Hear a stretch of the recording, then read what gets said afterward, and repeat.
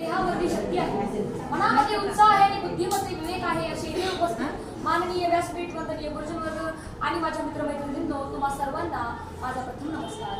मी Indrit Pravin Darekar, Shivaji English medium school या शाळेत 8वीचा विद्यार्थी आणि माझा विषय आहे शिवरायांचे युद्ध कौशल्य.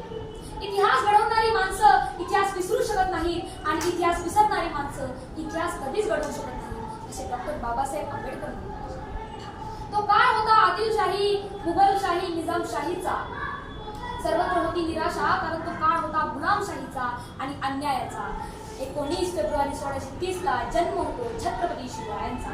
छत्रपती शिवरायांचे संपूर्ण बालपण हे जिजाऊंच्या छत्रछायेखाली झाले. त्यांनी संपूर्ण बालपणात रामायण, महाभारतासारख्या कथा ऐकल्या, त्यामुळे त्यांच्या लहानपणापासूनच त्यांच्या अंगी नेतृत्व गुण निर्माण झाला आणि त्यांनी एकच स्वप्न बाळगले, ते म्हणजे स्वराज्य निर्माण.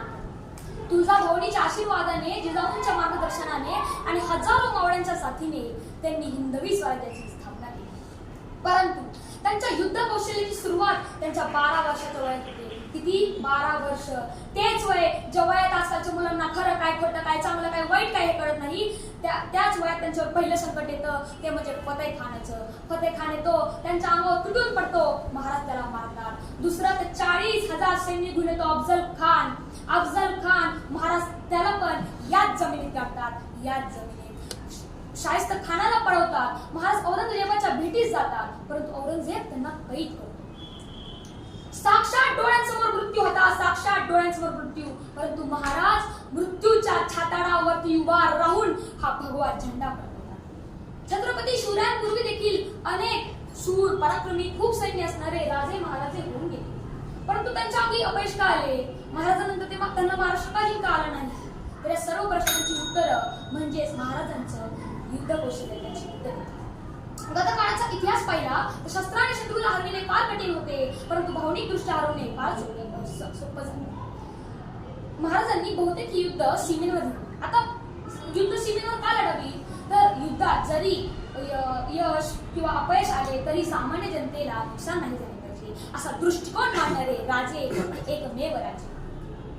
कधी काव्याचे तंत्र, कधी अचानक छापा टाकणं, कधी पळून जाणं, कधी यशस्वी जीत महागात घेणं, असं सर्व आता हल्ला करायचा, परंतु अत्यंत वेगाने, इतक्या वेगाने की त्यासाठी तिघोडी स्वार रचना.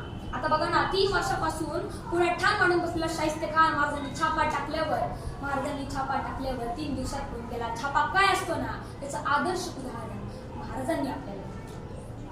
महाराजांनी एकमेव तह केला, परंतु सर्वात मोठी बात म्हणजे 24 किल्ल्यांचा तह केला. त्याच्या एका वर्षाच्या आतच महाराजांनी 300हून अधिक किल्ले जिंकले.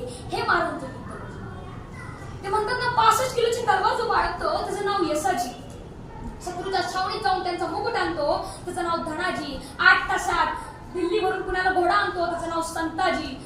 आणि भल्या मोठ्या वाघासमोर जाऊन त्याला उभा फाडतो, त्याचं नाव संभाजी. आणि सगळ्यांना घेऊन स्वारगेचं तोरण बांधतो, त्याचं नाव शिवाजी. आणि मला हेच म्हणायचं आहे की आले किती गेले किती उडून गेला भरारा. आले किती गेले किती उडून गेला भरारा, संपला नाही आणि संपणार नाही माझ्या शिवबाचा दरारा, माझ्या शिवबाचा. धन्यवाद.